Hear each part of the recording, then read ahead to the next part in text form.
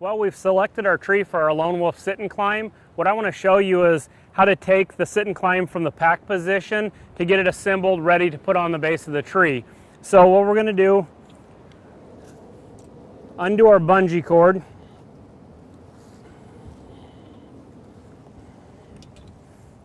You always want to keep that bungee cord in your pocket or in your pack, not to leave it on the ground. You'll be looking for it later. We'll start with the base. What you want to do is loosen your hinge knobs. Lift up on the stabilizer bar with your thumbs. Push the hinge knobs into place. Tighten them down as tight as you can. You want to make sure what we call the top hat is seated in that mill slot. There's a little round spot face there. Make sure that's seated snug and tighten it as tight as you can by hand. The base is ready to mount on the tree. The top section is going to work the same way. You're going to loosen your hinge knobs, slide them up the arms into the upright position. Again, the top hat seated in the mill slot, hand tighten them as tight as you can. Now the top section is ready to be mounted on the tree as well. So the next thing we're going to show you is how to mount the sit and climb to the tree, and then after that we'll show you how to climb with it. Well, now that we've got our sit and climb in the upright position, we're ready to mount it onto the tree. We're going to start with the base. You're going to take your traction belt out, take it around the tree and back in, lock it in with your cam. Again, you want to make sure that the orange arrow on the traction belt is all the way into the tube so you can't see the orange arrow on the traction belt. I'll show you that.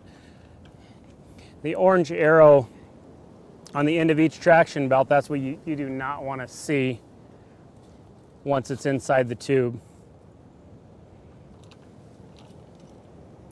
It's really important when you start out at the base of the tree to pitch your platform in a slightly upward position like I've got here. It's going to be more severe if the tree tapers more, so what you're doing is compensating for that taper as you climb, because once that platform levels out, that's where you're going to hunt from. Okay, now that our base is hung, we're going to hang the top section to the sit and climb. You're going to take the traction belt around the tree. Again, make sure that the arrow goes all the way into the tube so there's no orange arrow showing.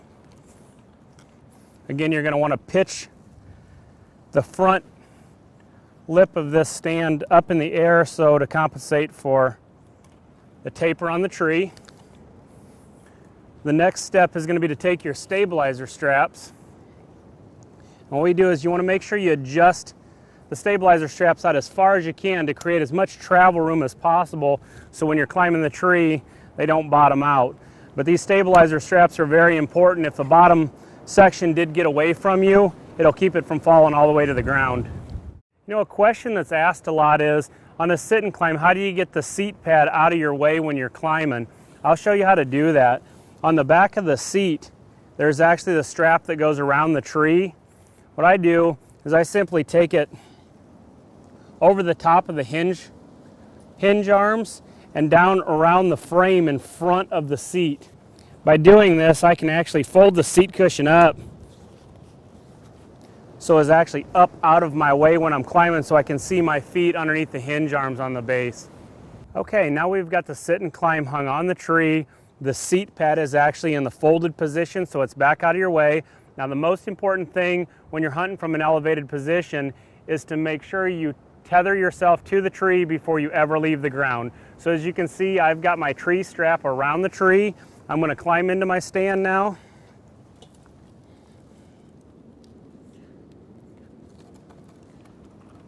Raising my top section up. I'm going to move my tree strap as high as I can, or as high as I can reach on the tree, and I'm going to climb to it. I'm going to repeat this process as I go up the tree, always trying to keep my tree strap as high as possible as I'm climbing. So my stabilizer straps are loose. I'm going to utilize my sit bar. Sit on my sit bar.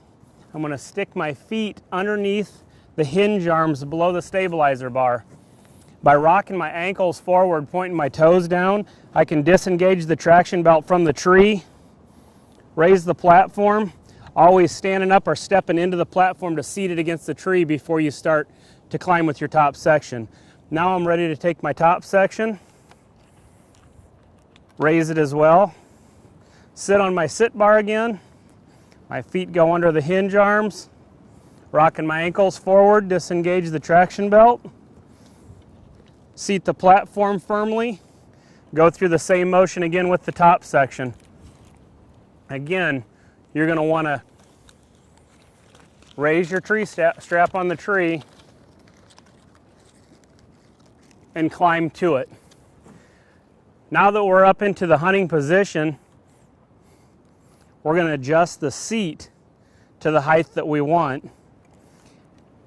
What I do is lower the seat all the way so I can step over my sit bar, then bring it back up to the height that I want. I'm going to detach my seat. Now I can go around the tree with my tree strap for my backrest.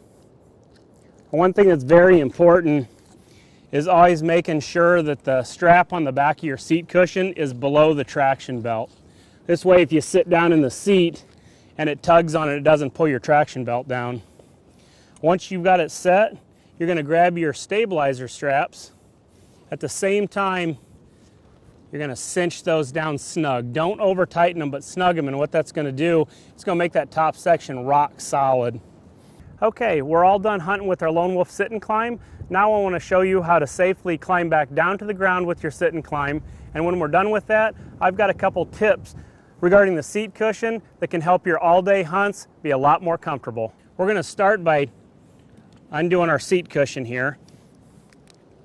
Take the strap off around the tree. Again, just to get this seat cushion up out of your way, we're going to go down around the frame, around the front of this seat. Adjust your stabilizer straps, create as much slack as possible. When doing this, you always want to lift up on the buckle and pull through. Never grab the tail and just pull up on it. You can break those buckles. They're not weight bearing. I'm going to lower the top section so I can easily step through my sit bar. I'm going to lower my tree strap from the tree.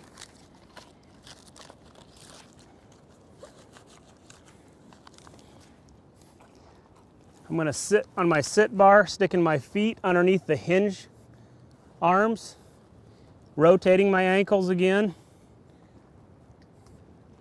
stepping back on the platform, bringing the top section down, repeating this process. Now to talk about some of those comfort tips I had mentioned earlier. The Lone Wolf seat cushion on the sit and climb is designed with specific things in mind. If you adjust your seat cushion properly, it's just going to hover over the top of your sit bar. What this enables you to do is sit on the sit bar bearing your weight underneath your legs across the sit bar rather than the webbing on the side pulling in on the side of your thighs. What we've got is a buckle, side release buckle underneath the seat that simply clips into the sit bar to hold it in place. Trust me, if you make these proper adjustments, it's going to make your all-day sits that much more comfortable. Okay, we talked about comfort. Now I want to just spend some time on function. The one thing that's really neat about this sit and climb is if you've got an approaching deer and you want to step back against the tree to break up your silhouette, you can simply push back with the back of your leg on this sit bar. The seat is designed with the fold right here that'll fold it up, back up against the tree, allowing you to break up your silhouette closer to the trunk of the tree.